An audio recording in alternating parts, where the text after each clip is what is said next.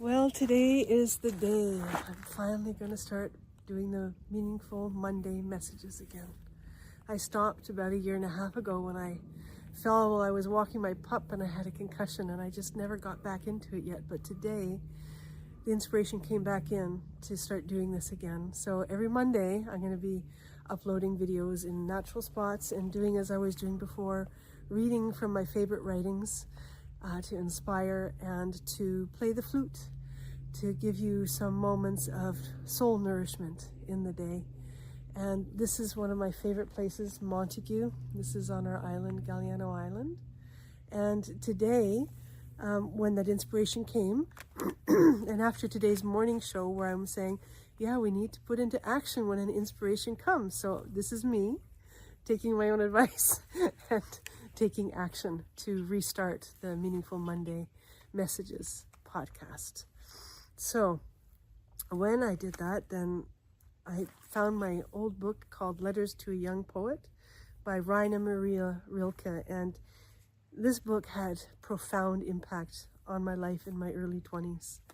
I was a part of a dance troupe where we did something called martial dance, where we integrated contact improv with Aikido, Tai Chi, and Feldenkrais awareness through movement techniques. And I traveled the world with the teacher and the group training.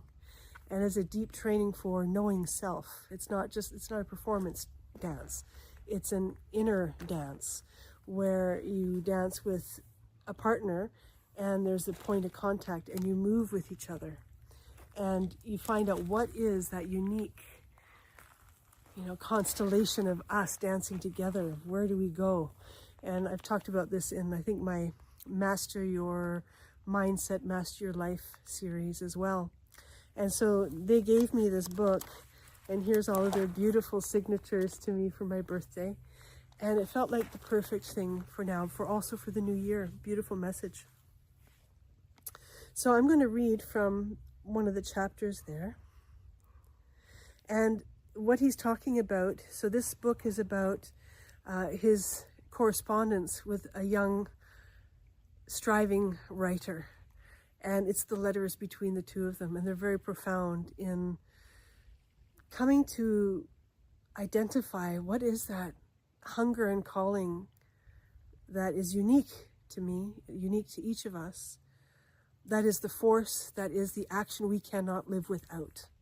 And one of the things that he said when this young writer was asking if he's a good writer and if he should write, and Rainer Maria Rilke said to him, if you can't eat, drink, encounter your day without thinking of writing, then you are a writer. It doesn't matter what anybody else says, if that's what moves your soul.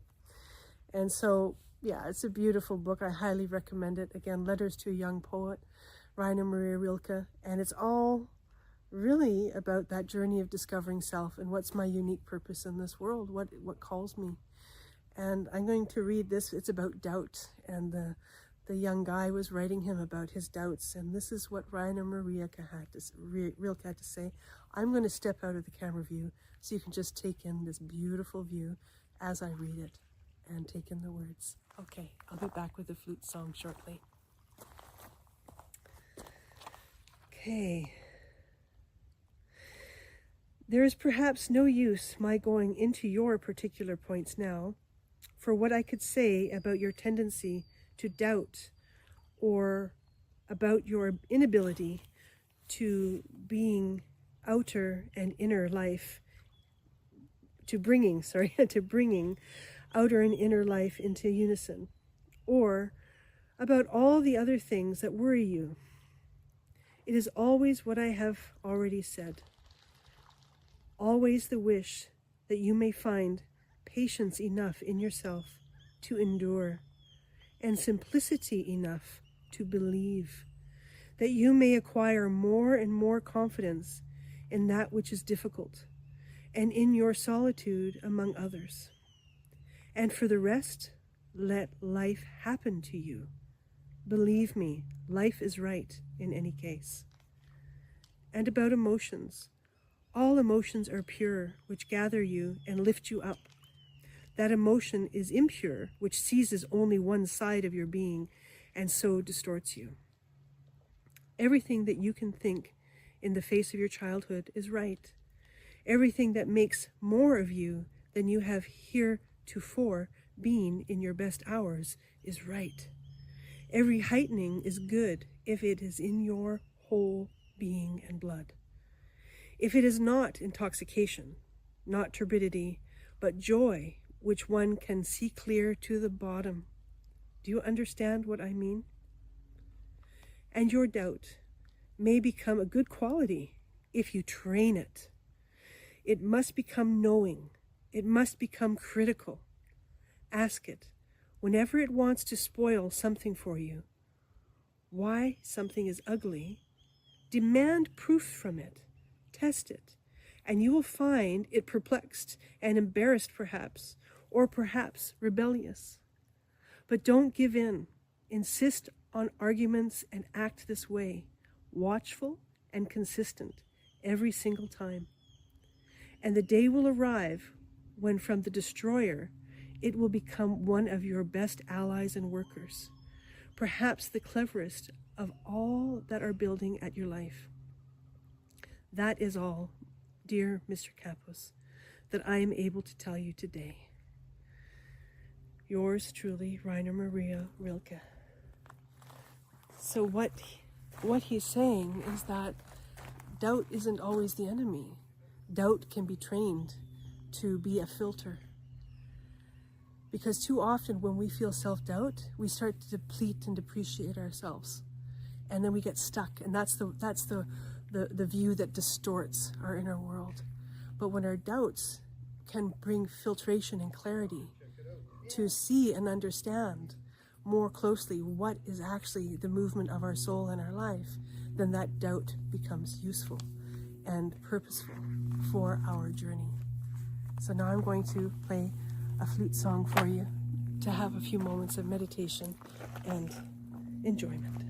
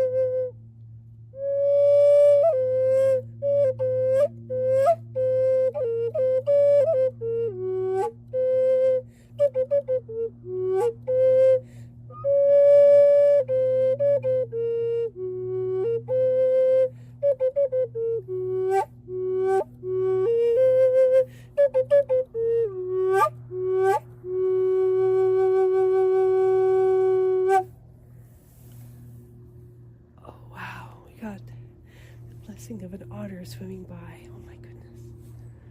So wishing you a beautiful rest of your Monday and a beautiful week. And my wish for you is that any and all self-doubt you have can be transformed